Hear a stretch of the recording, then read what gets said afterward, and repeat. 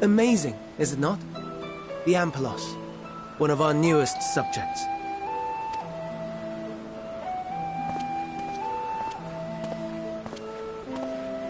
So, how are we coming along?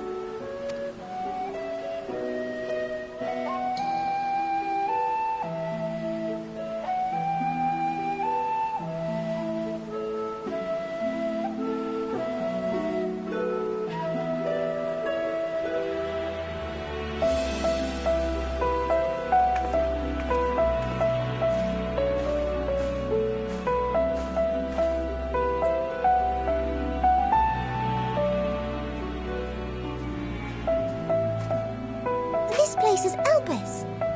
Those flowers. Elpis. Entelekis. Like me.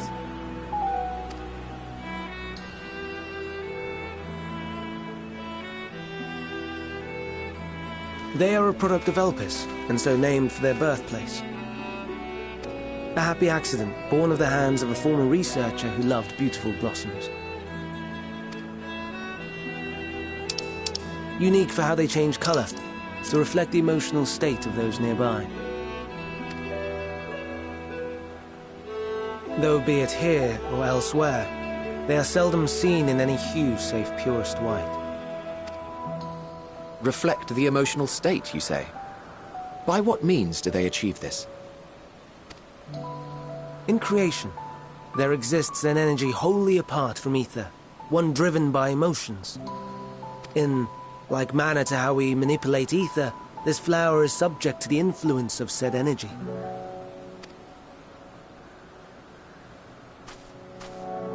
Well, it has no will of its own.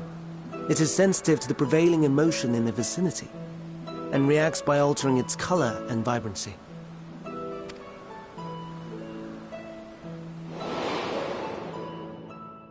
Akasha? It is one of the unseen energies defined by Harnish alchemical theory. Though a gross oversimplification, some describe it as an essence influenced by feeling.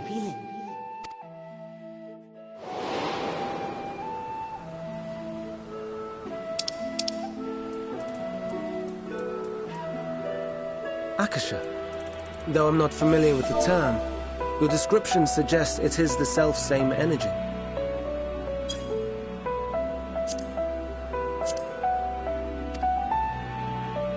Dynamis, we call it.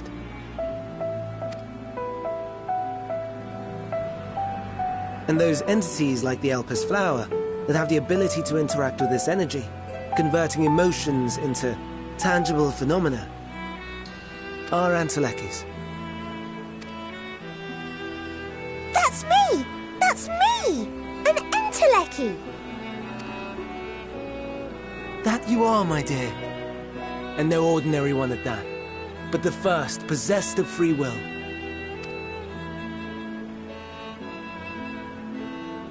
Wait. A form of energy other than ether? Dynamis? I've never heard of such a thing. Hardly surprising. Dynamis cannot be seen, much less felt. And though its existence has long been theorized, we had no proof until the flower's serendipitous creation. What's more, Dynamis is far weaker than ether. Under normal circumstances, its effects are drowned out by the latter. On account of which, beings comprised of and reliant upon the ether, like you and I, are unable to make practical use of Dynamis. 'Tis a truly esoteric thing, known to but a select few scholars. Intriguing. Then, given the limitations you described, why create Meteon?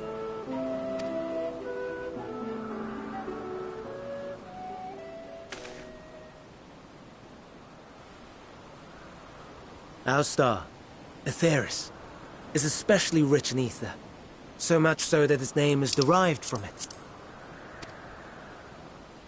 However, when we consider all energy in existence here and in the vast space beyond, Dynamis may account for as much as 68.3%.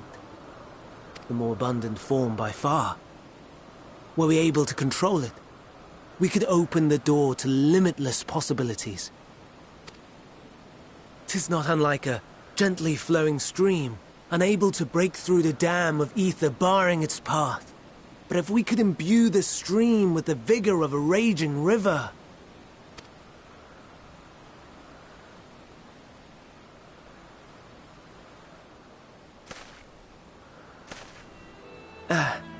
Not that I have such grand ambitions. Nay, I merely wish to create a being that could traverse the great expanse.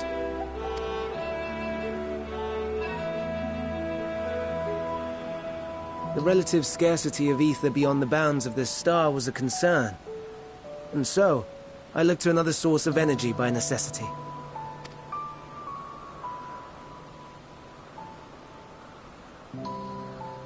That being Dynamis.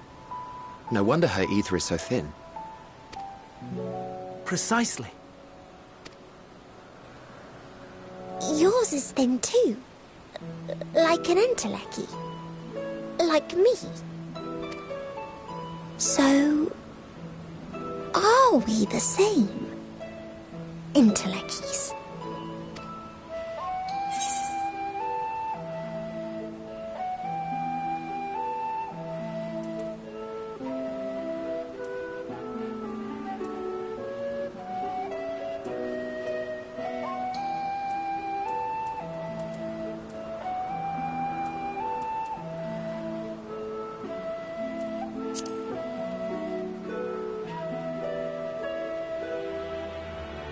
Well, aren't we ungrateful?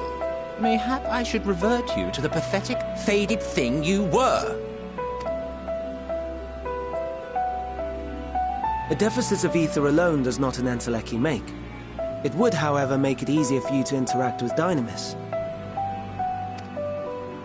And limited though its influence may be, this quality could prove the difference between victory and defeat. You'd do well not to underestimate it.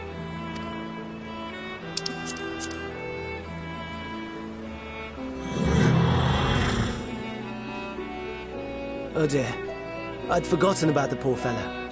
You must excuse me a moment while I go and verify a few more things.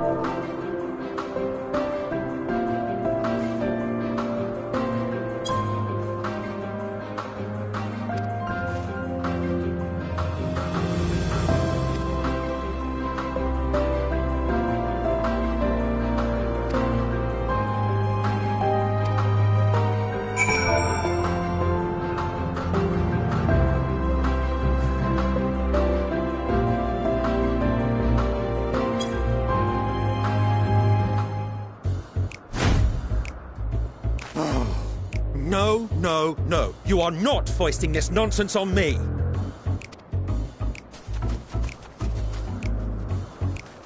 I'm given to understand you have the power to help the Charybdis, and should be quite willing to do so.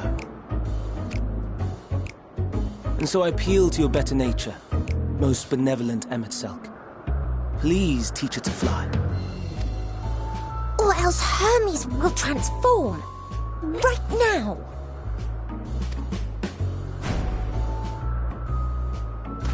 Now, there's no need to go quite that far. Altruism is its own reward, as I'm sure he would agree. Oh, would he now? And who contrived to put me in this position, pray tell? Nothing so devious. I merely suggested a possible course of action.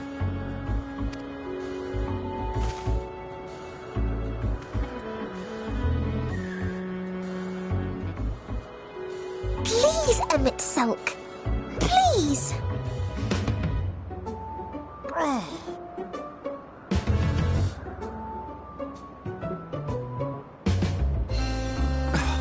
I did not come all this way to play nursemaid to your creations.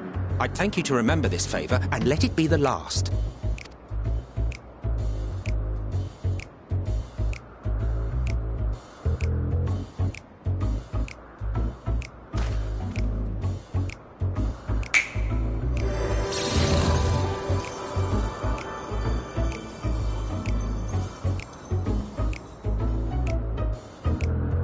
I will aid it once it has taken to the air. It falls to you to shepherd it skyward.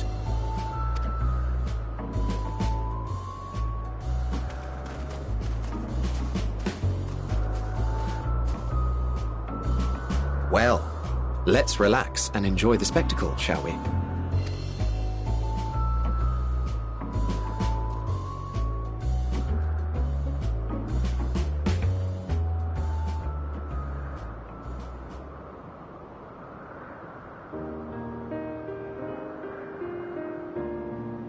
You were wondering why Emet-Selch joined the convocation. Truth be told, he wasn't the first choice for the office. I was, on the strength of my ability to see ether. But I declined the offer. For though my vision is exceptional, I am pedestrian in all other aspects. Worse even, quite abysmal when it comes to manipulating ether, for example. Couldn't transform even if I had a mind to do so. What good is the ability to perceive a problem if one cannot act to address it? Emet-Selch has no such shortcomings. He excels in vision and manipulation both, the latter to an extraordinary degree. If there is a mage more powerful, I do not know of them.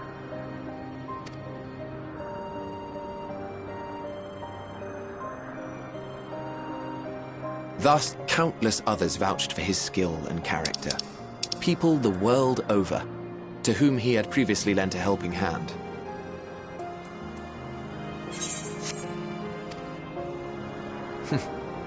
Oh, how surprised he was.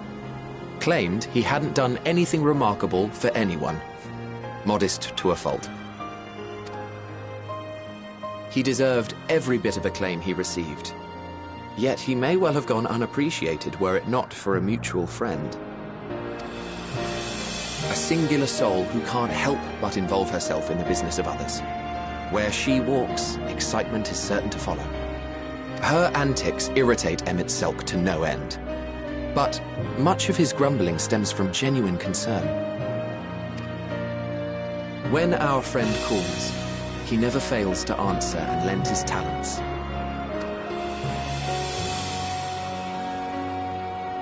And in the course of doing so, he himself came to be recognized and respected by those around him.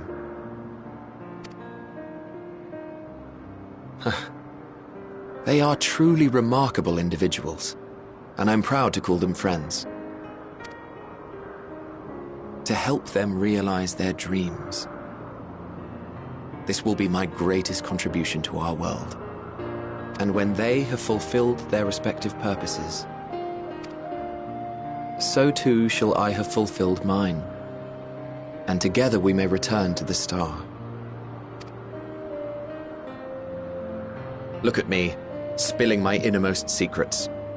I can't seem to help it with you. I can only assume it is due to the color of your soul. I just don't understand how you can be so alike and yet so different. Well done, my pet. Well done!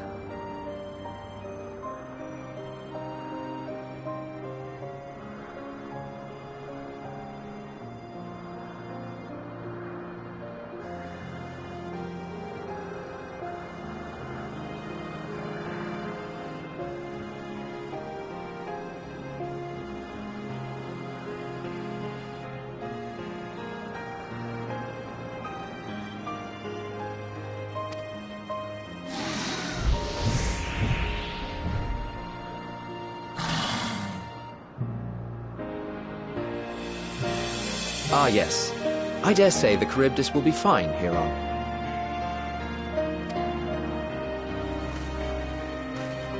Why don't you go and signal to Emmett Selk? Let him know that his arduous task is at an end.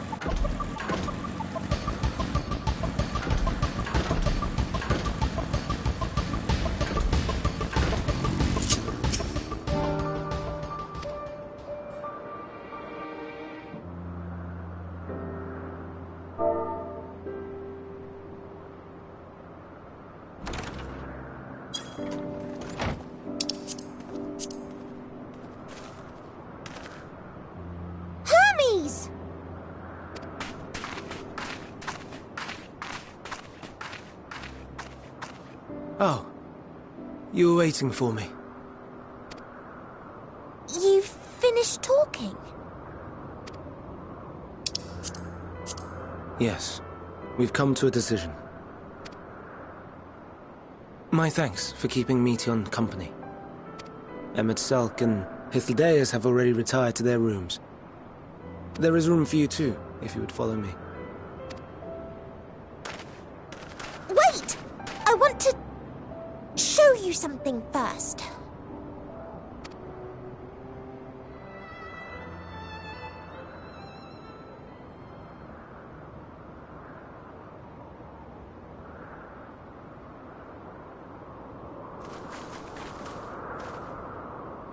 Elpis flowers?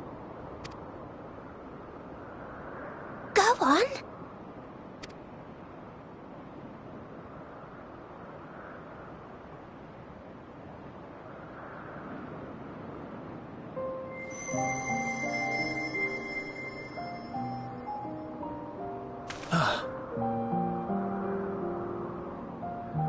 You're not the only one, Hermes.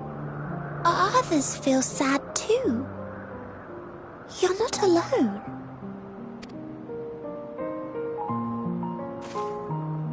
I see Meteon has shared much with you.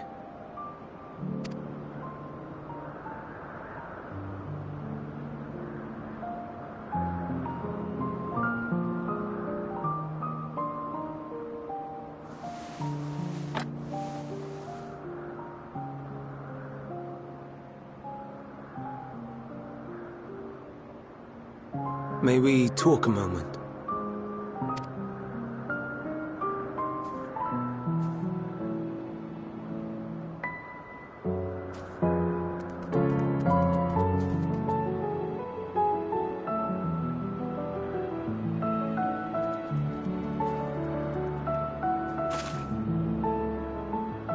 I do not think it wrong that we live for the star, that we strive to make it a better place.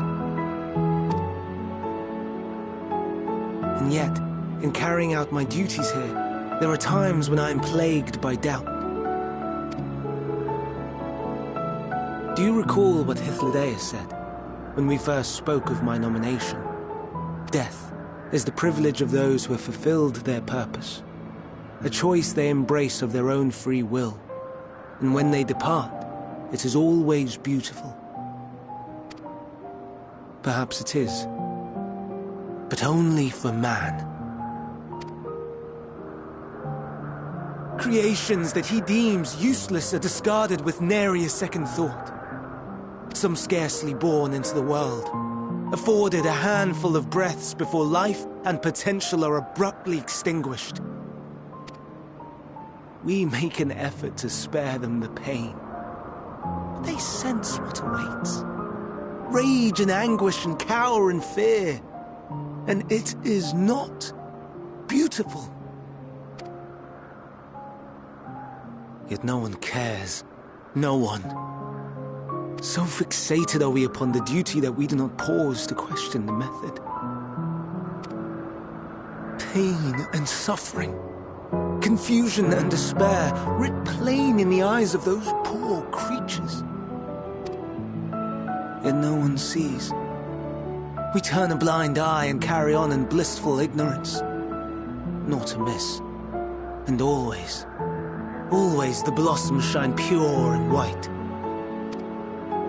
A contradiction so blatant I could scream, want to scream. How can you all accept this aberration? Then I wonder, am I the aberration for thinking thus? And I am filled with dread. But now I know I'm not alone. Not the only one for whom the flowers weep. Owen asked what you thought as he kneeled beside the Alpes, or if he only did it at Meteion's insistence. Nevertheless, I thank you. To know that you too have experienced suffering is a comfort.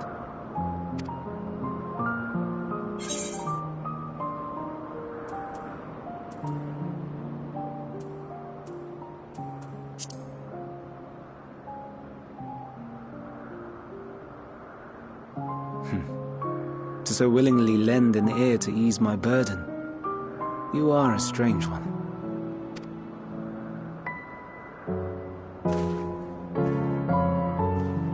The stars in the heavens, know you what they are?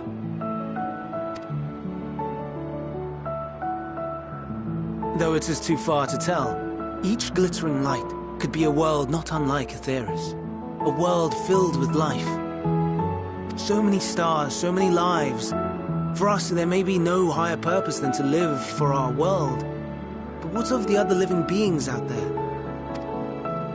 What is it that gives their lives meaning? That drives them day after day after day? To pose that question to our undiscovered cousins, I created beings of Dynamis, who can traverse the vast emptiness between the stars. Meteion and her sisters.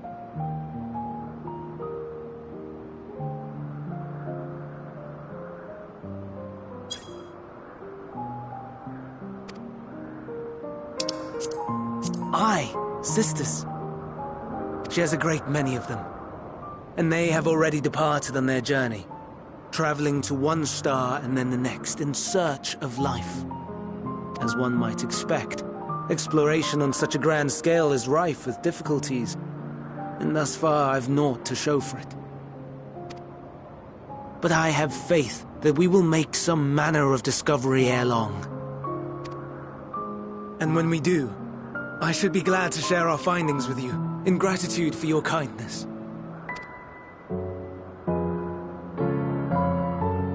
It's getting rather late. We had best find our beds. It would not do for both of us to be sleep-deprived on the morrow. Come, Meteion. Let us head back. All right!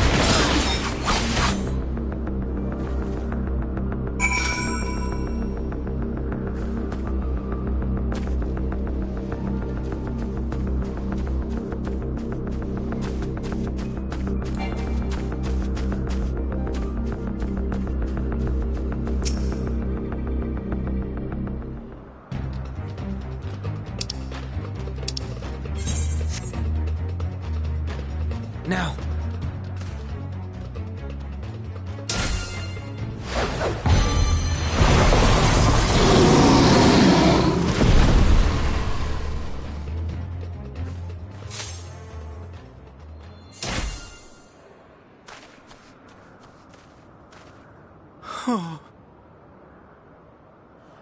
Forgive me. Please, forgive me. May you and your kin find peace. Wherever your souls may drift in the underworld, may you find tranquil seas.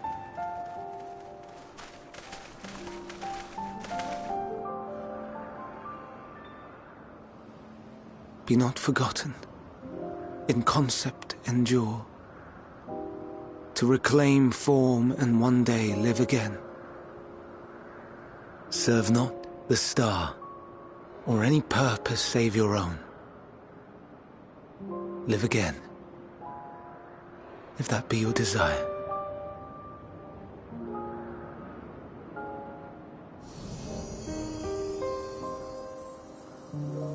Hate, if that be your want. We are worthy, but leave your suffering behind. Lay down your burdens, be born anew. Fly high, fly free.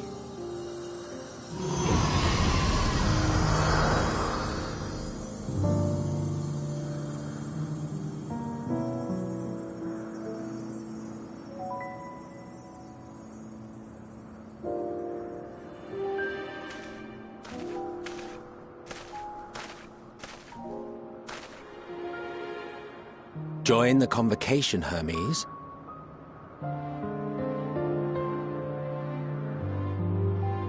You do not belong here. Leave to replace another. To be replaced. It changes nothing. Tell me, do you think it right that we sacrifice all these lives for the sake of the star? And when the star has reached perfection, what then? If all who are satisfied choose to die, shall we all die in satisfaction?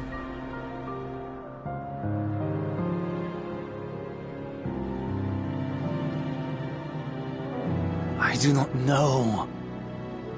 Were I to take up the seat of Fandaniel, it would be tantamount to approving my predecessor's death. I do not know if it is right. And to be torn by such thoughts, I do not know if I am fit to represent mankind. Hermes! Please, don't be angry. It hurts so.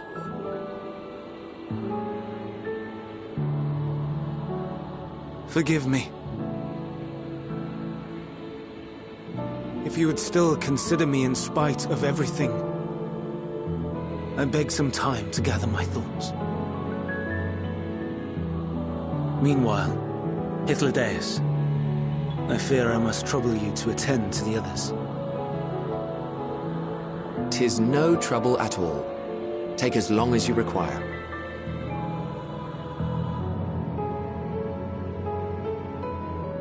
And you, my friend, I pray you find that which you seek.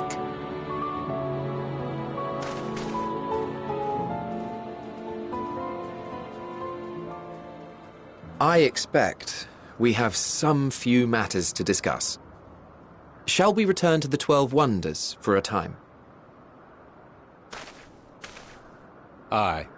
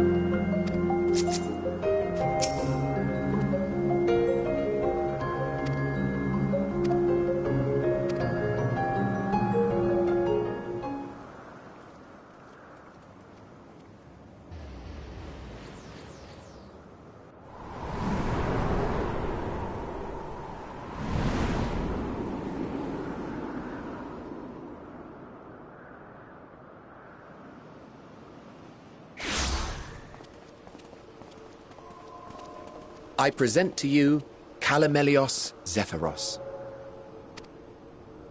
Here you will find a number of testing facilities, as well as the observation hub of Poiton Oikos. Right then. Let's begin by...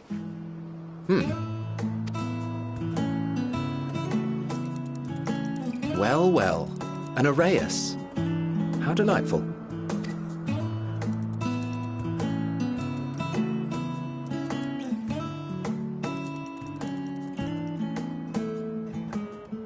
And what, pray tell, is that?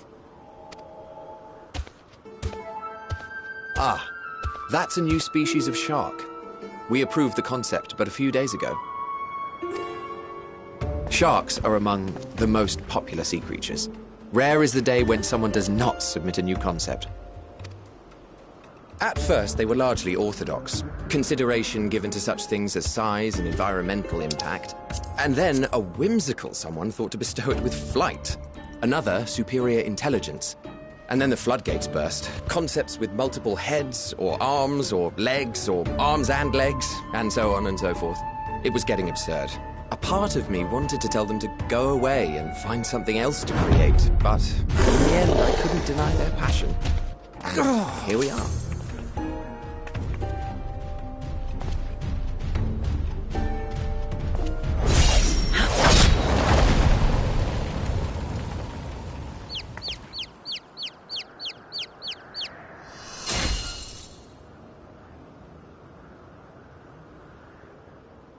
That was too close. Are you unharmed? Well now, if it isn't a pair of familiar faces. Vanar, that we should meet you here.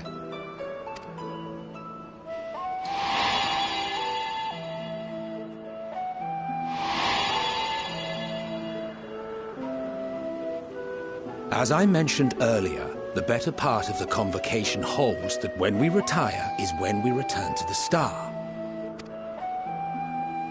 Well, she is not among said majority. Even after stepping down, she carries on with her work. Vanar is her name, and she is the previous Azem.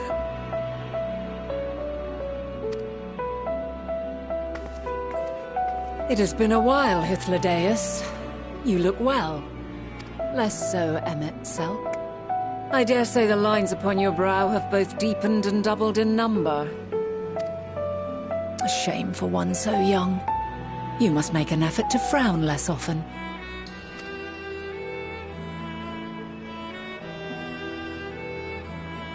Easier said than done, thanks to your unruly successor. How is she, if I may ask? Incorrigible as ever. Rushed headlong into a volcano on the brink of eruption just the other day. I should be glad to share the tale in its entirety later, if you're so inclined. Oh, you know I am.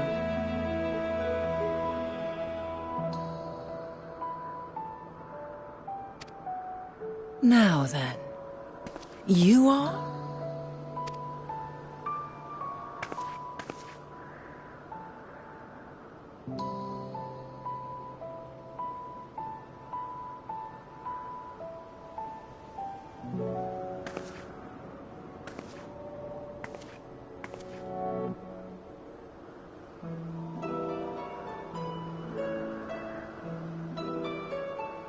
I say, have you perchance come from the future?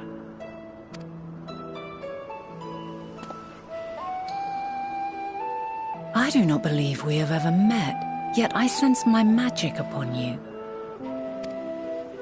Therefore, if I wove the enchantment, I could only have done so at a later point in time. What manner of magic is this, if I may ask? A traveler's ward, of course. It prevents the corruption of one's ether.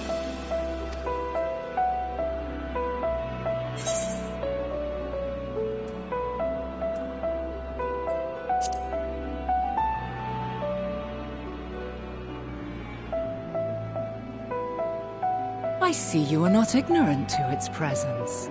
And while there are many protective spells, The one you bear is unmistakably mine. Hold on. From the future? That's absurd.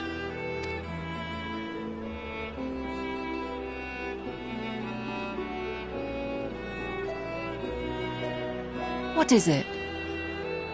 Are you unable to speak of the matter?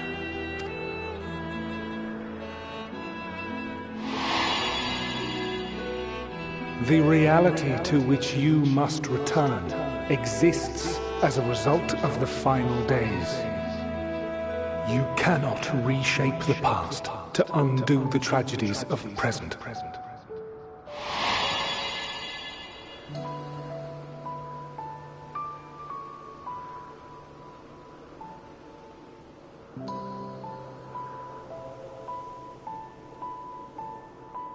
So, your actions here will not change your history, but they may yet affect the course of ours. How very exciting! I'm quite fond of delving into the unknown, and there's naught more unknown than the future. Until a moment finally arrives, we cannot know for certain what will come to pass, regardless of our supposed foreknowledge, so you needn't worry for us. More importantly, that you should go to such great lengths as to travel unto the past bespeaks the gravity of your quest. Will you not reveal it to us? Mayhap we can be of aid to your cause.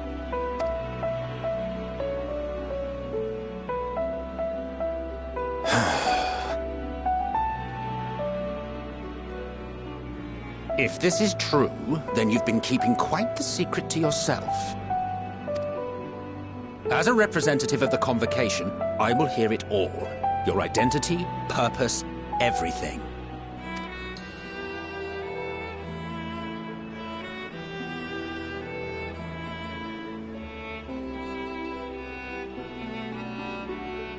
Why don't we move to a place more conducive to calm conversation?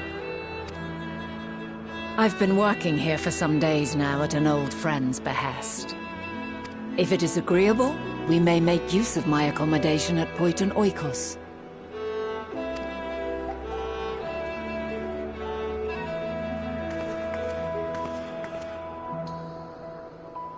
We were meant to meet.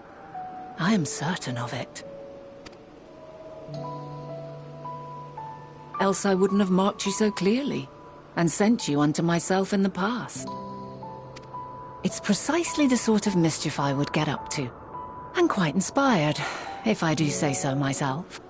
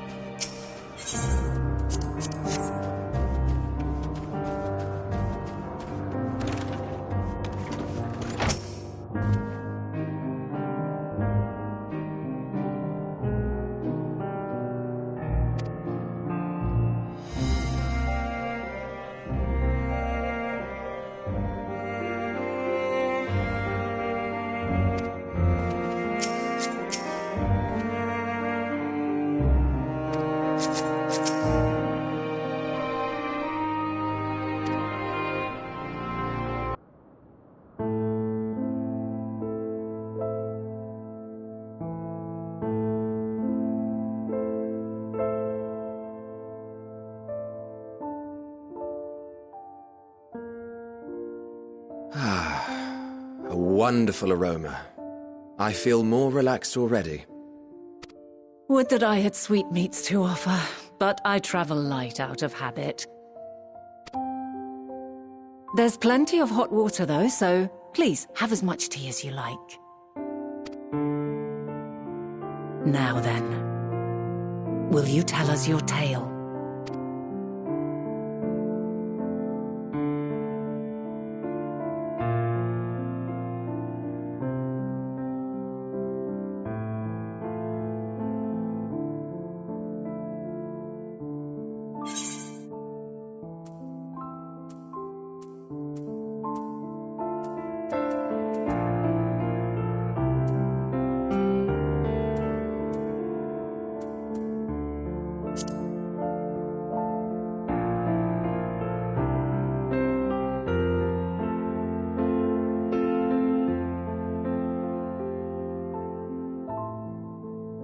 Why don't you start from the beginning?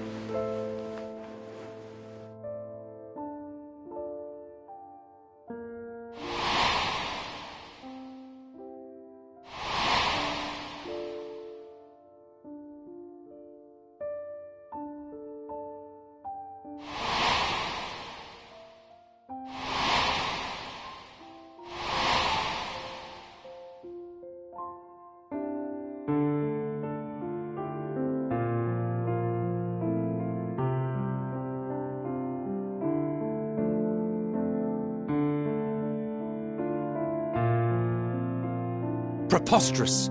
Utterly preposterous. While not the words I would have chosen, I too have my doubts. Much of it borders on the incredulous. What of you, Vanar?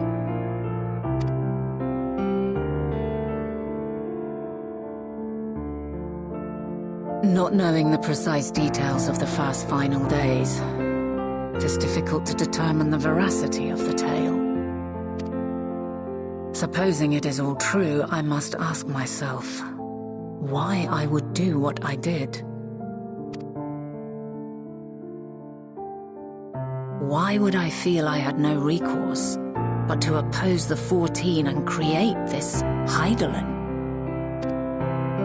Circumstances change, of course, but it would not have been an easy decision regardless. No, there must have been a reason.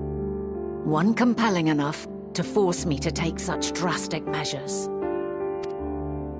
Then there is the Elpis flower, which I said would serve as a guide. That it's of import to your mission is plain, but your presence here leads me to believe that this place also holds significance. But what could it be? What are we meant to accomplish? Might it not be simply thus? In the future, whence she came, the final days could not be averted. Mankind has no choice but to flee the star. By alerting us to that eventuality, perhaps you wish to pave the way for other futures. Theoretically speaking, it is a possibility.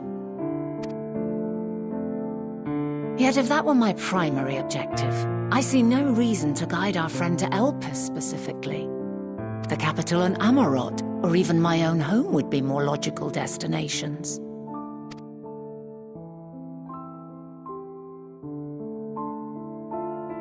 True. I note also that Hydaelyn did not specify a point in time to which she must return. By this, it may be inferred that it was not critical that we should meet. Alternately, she had reason to believe that our paths would converge, coincidental though it may seem. This is quite a puzzle, and we do not have all the pieces. Hardly any, but we do have one immutable fact. If the final days are indeed as described, they will bring death to all that I hold dear. Yet despite being afforded long years of preparation, the only provisions I could make were for flight. Nay, my first and foremost endeavor would be to find a way to forestall the coming doom. Given that even the 14 failed, mayhap you deemed it impossible. Nothing is impossible. This I have always believed. And if Hydaelyn is indeed me, she would believe the same. Listen to yourself. Are you seriously entertaining the notion that you are a messianic figure in some far-fetched tale?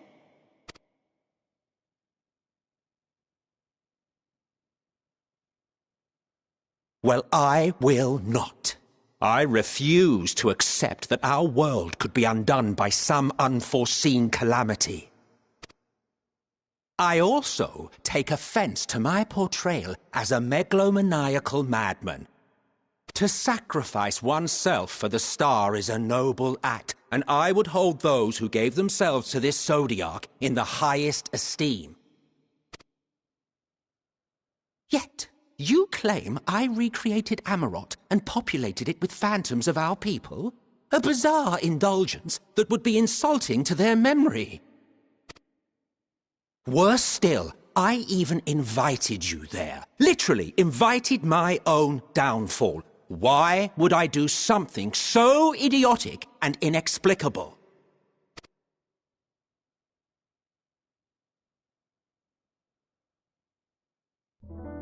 Now, I will allow that the hypothetical task of restoring our world would be daunting in the extreme. The thought of having to bear such a burden for 1,000 lives horrifies me. But I would never forsake my duty. I would never forsake my brethren.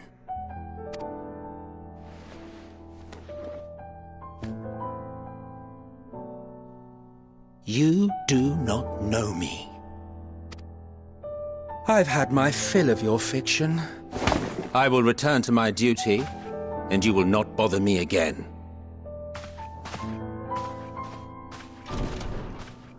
Emmett Selk! Wait!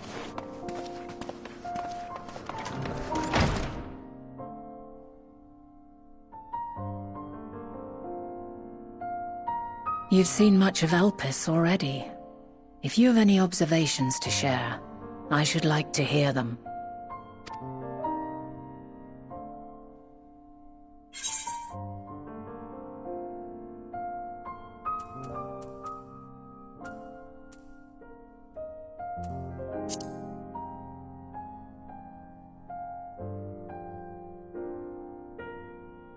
Ah yes, the energy distinct from ether.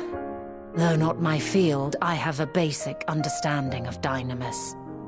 And you say Hermes researched the phenomenon in the course of creating Meteon? Yes, I believe this warrants further investigation. With that settled, tis time for action. The missing pieces of the puzzle are here, I'm certain of it. And when you find them, the picture my future self has painted will be complete, and you will have your answer. And suffice it to say, I will aid you in your quest.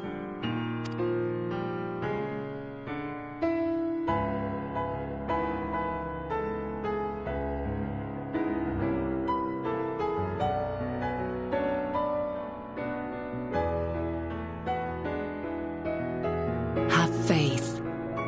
If Emmett Selk is the man Azum described to me, we've not seen the last of him.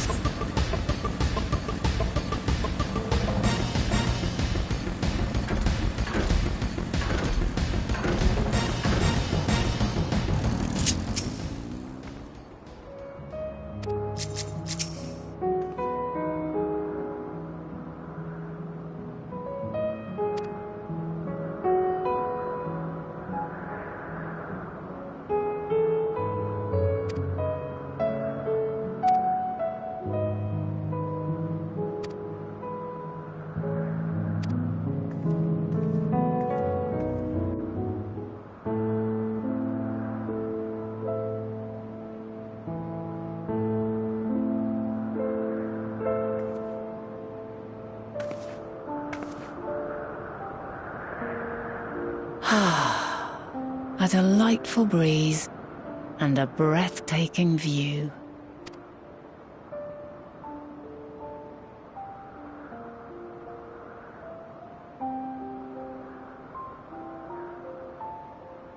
What is it like in the future?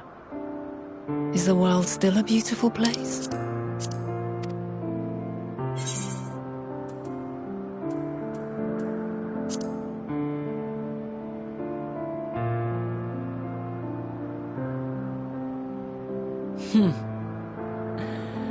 I swear I could hear the glimmer in your eyes and the adoration in your voice.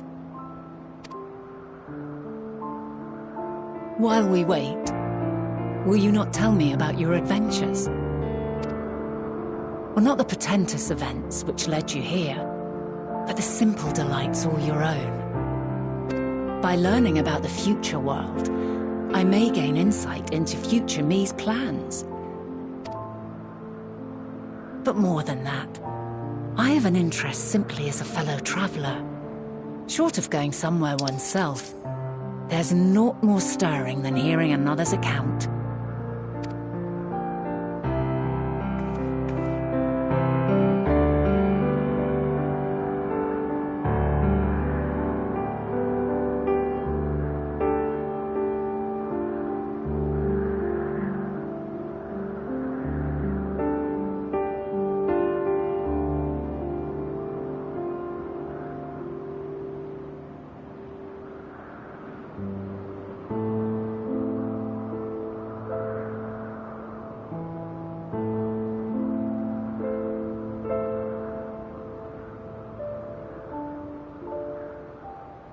Incredible! Would that I could have been there to see it.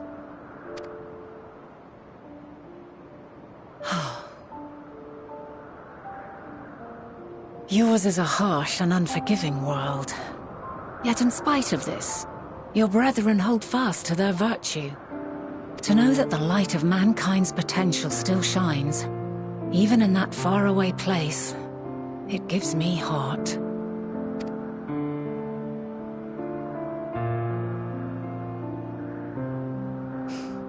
Thank you for regaling me with your tales. I will treasure every word. As you know, I was once a scholar.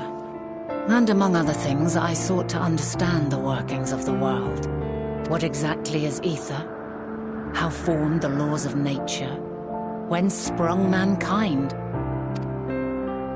Riddles and mysteries beyond counting. Over the years, I have managed to find answers to some few of them. Yet rather than attain a sense of mastery, the more I understood, the more I came to hold the world and its miracles in awe. We too are miracles, each and every one of us, born of the warm breath of life that traverses the heavens, swirling through eternity.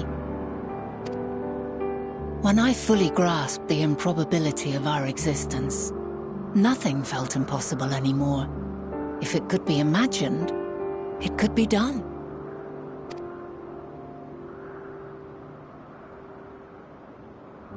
A passion swelled within me, an epiphany dispelling all preconceptions of what was natural and true, and a presence without, immense yet intimate, fate perhaps, holding us in its tender embrace. As reassuring as it was intimidating, how keenly aware I became of creation's fragility, built as it is upon precarious happenstance. I was overcome with an irrepressible urge to know the world more intimately, to hear its voice, feel its breath.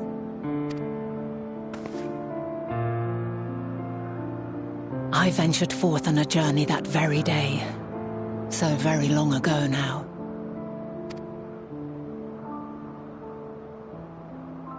Freed from presumption and prejudice, I saw the world through a newborn's eyes. Everything fresh and new, and so beautiful. Lands that stretched on forever. skies one could drown in. The heartbeat of nature, silent yet strong. And amidst it all a people. Beacons of light and life. Laughter that warmed my heart like naught else before. They are my meaning, and my purpose, my love. And so long as they need help, I cannot return to the star. Perhaps my future self is still waiting for it. A moment she can let go and walk unto the end. Safe in the knowledge that man will find his own way.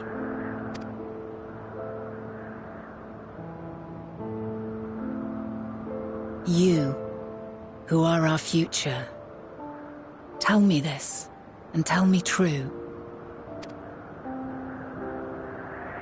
Has your journey been good? Has it been worthwhile?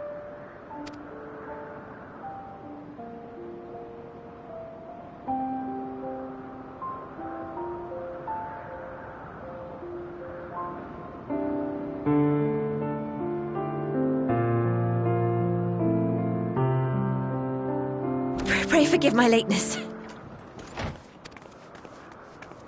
My observation subject was rather irritable, and it took a while to settle it down.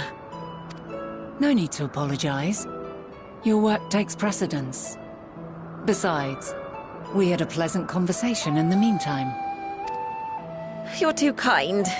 Now then, I'm told you wished to ask me some questions. Indeed. I've an interest in one of Hermes' creations. Meteon. You witnessed a host of them take flight, yes? Oh, that! Yes, I did. It was in the dark of the morn. I'd left the Thalassai after nocturnal observation.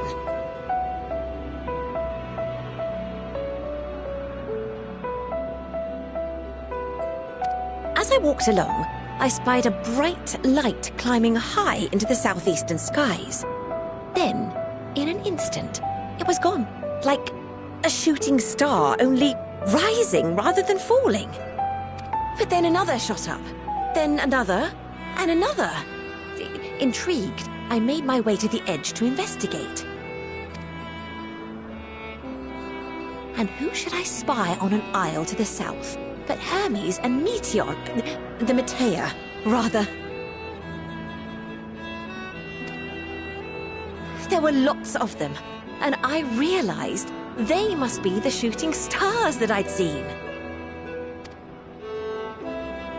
A dazzling spectacle indeed.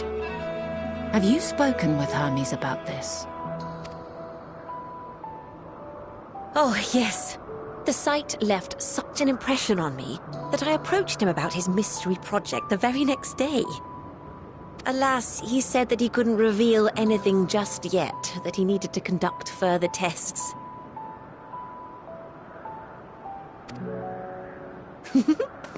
It shouldn't be long now, though. He often returns to that isle, and I have a feeling he's nearing a breakthrough.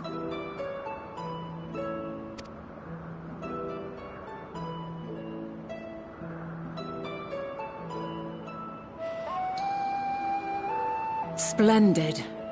We are likewise eager for the details. Well, that is all we wish to ask. Thank you for taking the time to indulge our curiosity. You're very welcome. It's always a pleasure to speak with other inquisitive souls. Oh, and will you be descending now? If so, I shall link the doors for you. Please.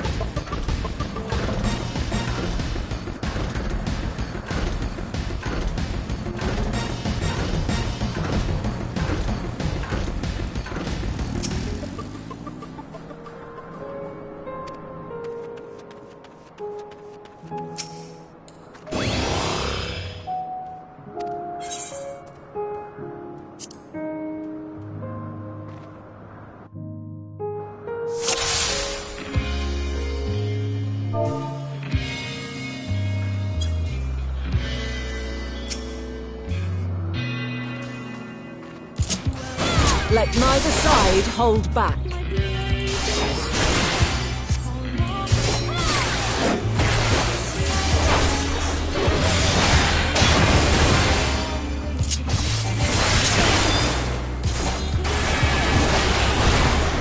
My blade sings!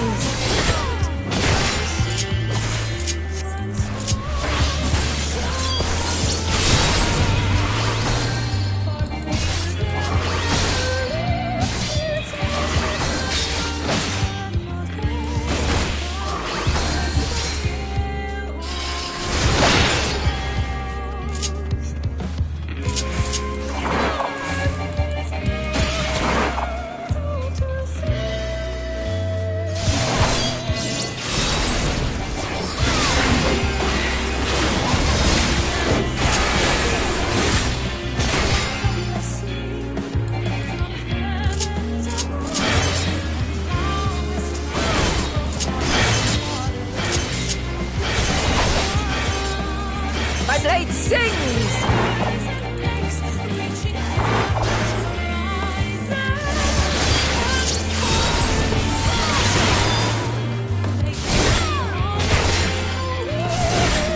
Impressive. I shall have to try something different.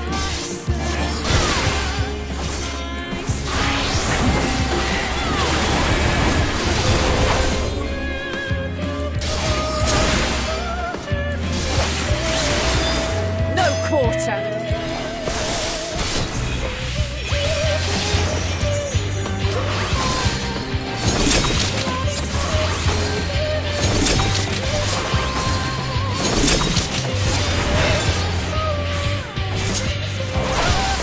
Have a taste.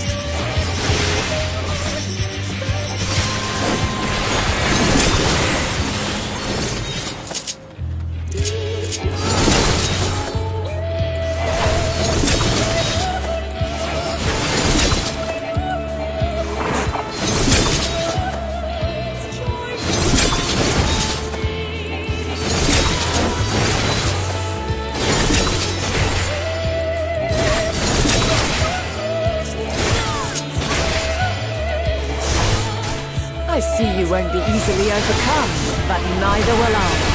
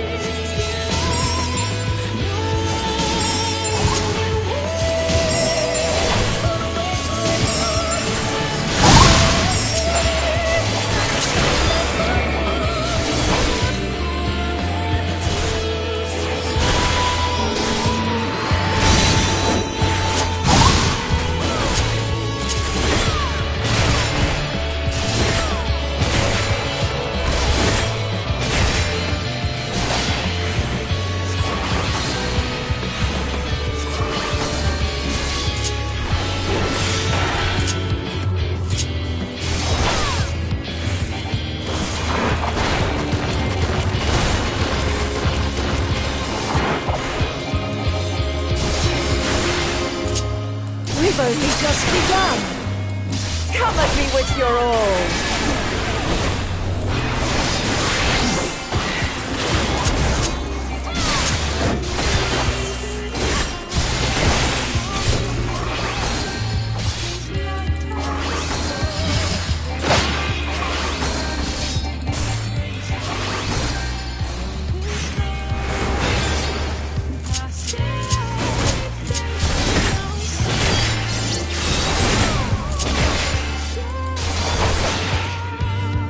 Very well. Let us move to the final trial.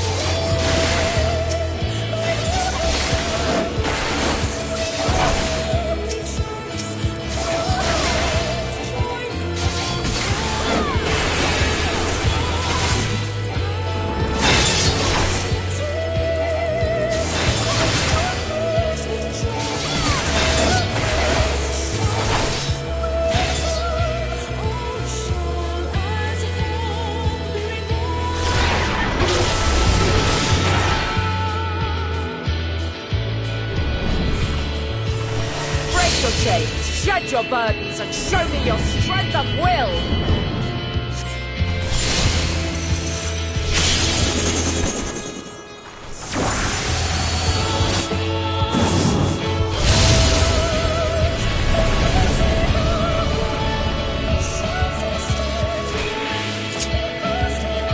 You still stand. The people of your time are more resilient than I had dared hope. I've seen enough.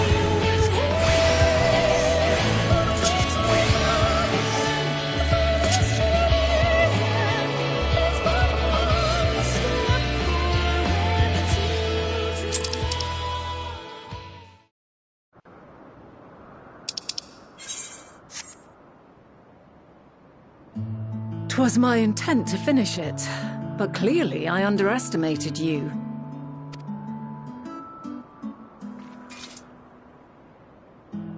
One would think I never learn.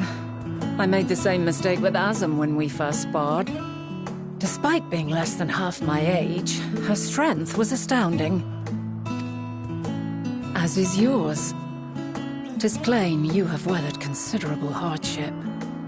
Far more even than your tales would suggest.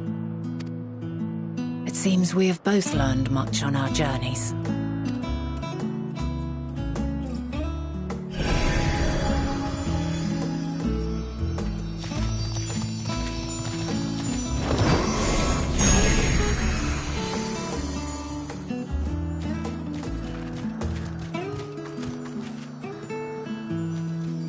Well now, I dare say he has warmed to you. A boon to be sure. He never forgets his favorites, and is ever eager to come to their aid.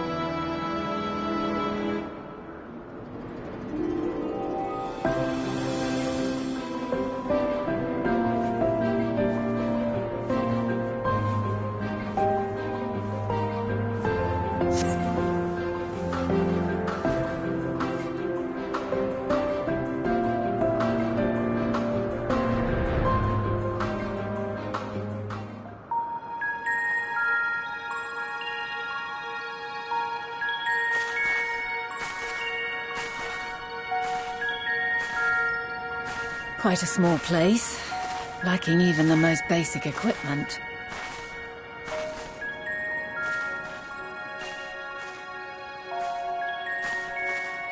The present may yield no clues, but we may yet try perusing the past. Have you done this before?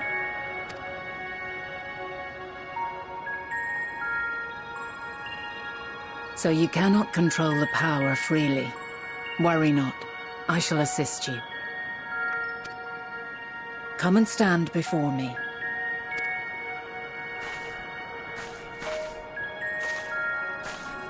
There are two ways to see the past. The first entails peering through the walls of the soul in the moment a subject is recalling a memory. The second requires no subject, and is instead a process of piecing together an event from ripples left in the ambient ether. As memories are etched upon the ether of the soul, so too are they etched upon the ether of the world. In this way can history be preserved. Such memories are given to fading, however, and can prove challenging to visit. But come, let us try. Close your eyes.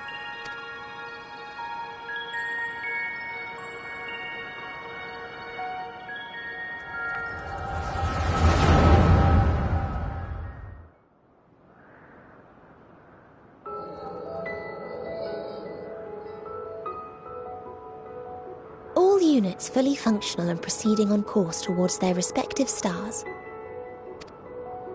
Estimated time to completion of survey is 108 cycles. End of status report. Severing connection with shared consciousness. Did you hear that, Hermes? All is well.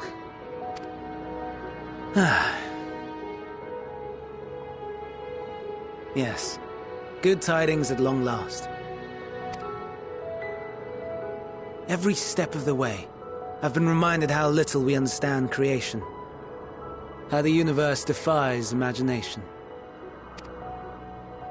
But soon we won't need to speculate. We'll know the answers. What others live for. Indeed. And we'll owe it all to you and your sisters. I wonder what answers we will get. Whatever intelligent beings that exist out there are bound to be vastly different from us.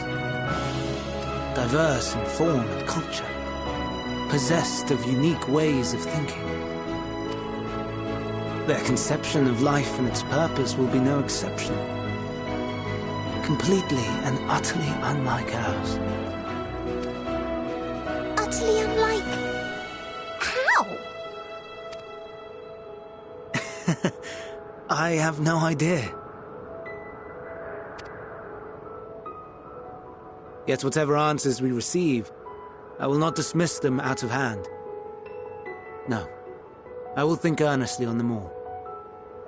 And I will share them with our people, that together we may contemplate our own existence. Perhaps then our star will become a better place.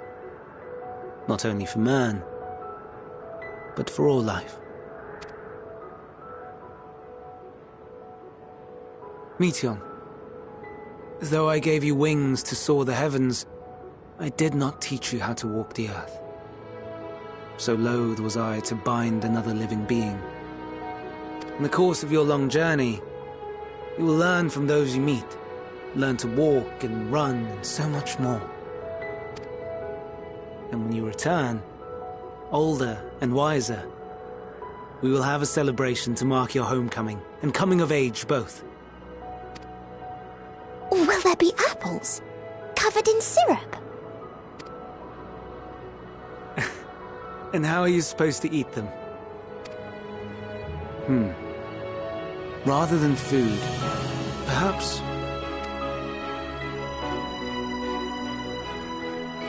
a flower. Yes, Upon your return, I will gift you a beautiful flower.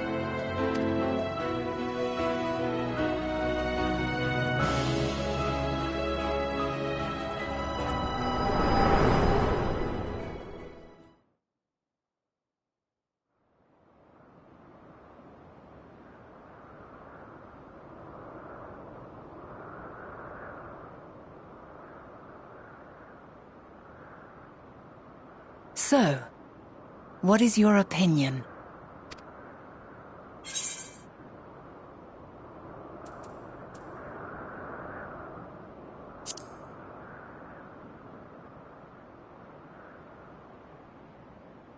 I am inclined to agree. As we had suspected, the two are somehow involved. Yet 'tis difficult to believe that they would deliberately seek to end all life.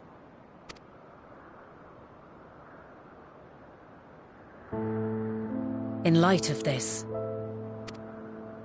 I propose that we reveal your tale to Hermes himself. If he does not wish for the final days, as we believe, he may well join us in pursuing a solution.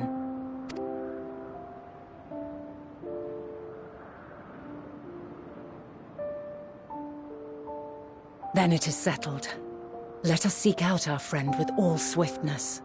'Twould not do to let such a pure soul be blackened by tragedy.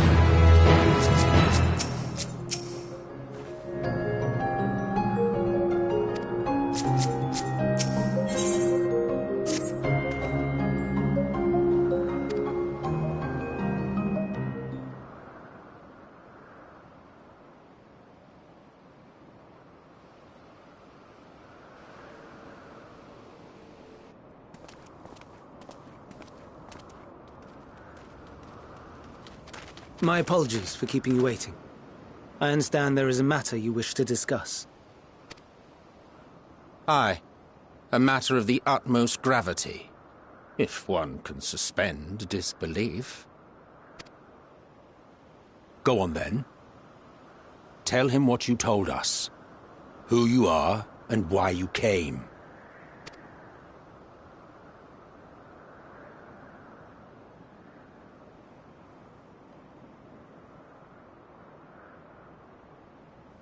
The final days.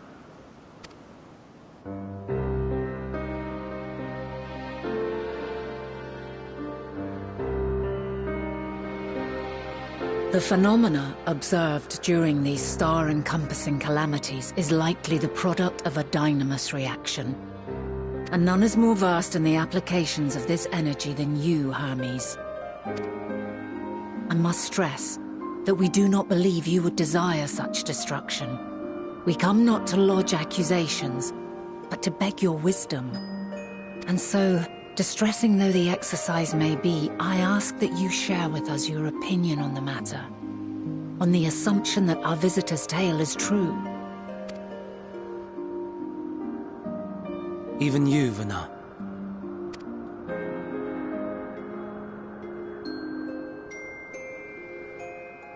As you say, the phenomena observed in the two calamities may both be attributed to dynamis.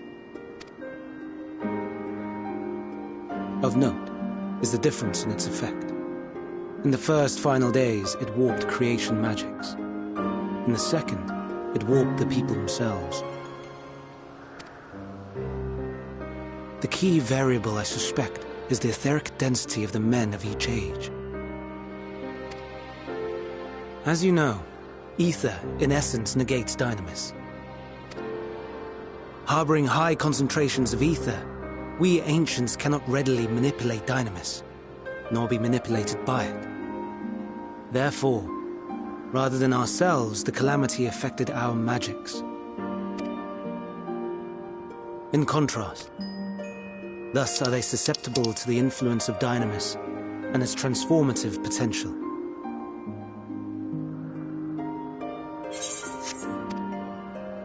But that would explain only the mechanism, not the cause. Though perhaps... What is it? Even should it be a hypothesis, we would hear it. Dynamis is an energy put in motion by feelings. Feelings for which there must first exist a source. A source to which the victims must be attuned. One that harbors the selfsame negative emotions. Elsewise it could not be the agent of such extreme change. So it wasn't the stagnation of the celestial currents. Someone, or something, is instigating the star's demise.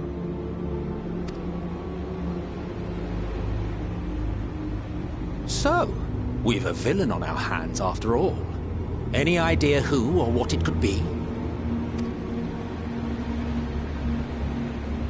The celestial currents comprise the outermost layer of the star's ether, encasing it like a protective sphere. According to your tale, it was where the currents were weakest that the phenomena first manifested. If the inciting factor came from without Aetheris, then its effects would first be seen in those locations.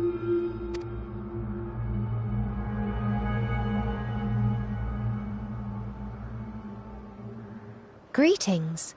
Can you hear me?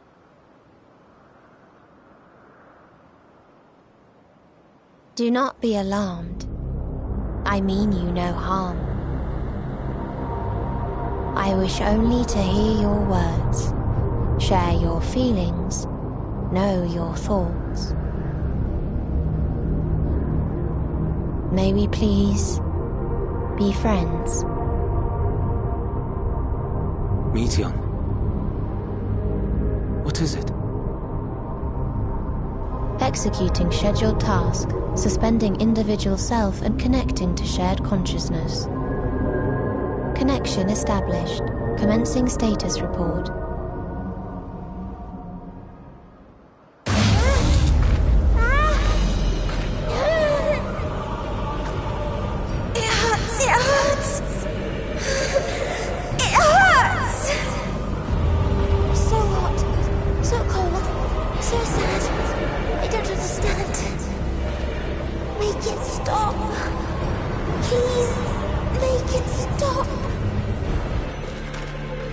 Steady, Meteon. Steady. So scared. So lonely. The pain. It's too much.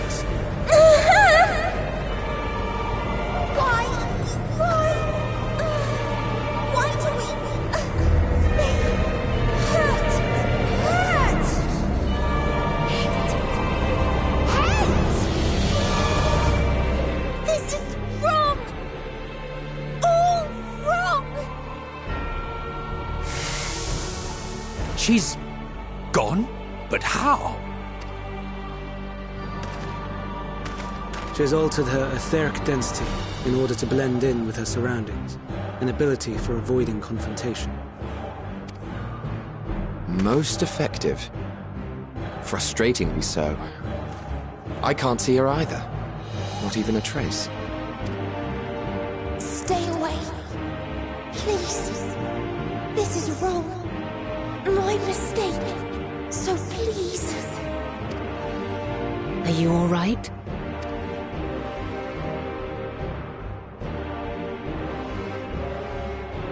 In your mind? No. We only heard her speak the instant before she vanished. Of course. When communicating without words, Meteon also employs dynamis. That would explain why you were able to hear her, and we could not. Then you are our best chance of finding her. Follow her voice and try to track her down. Hindered though we may be, let us split up and search as well.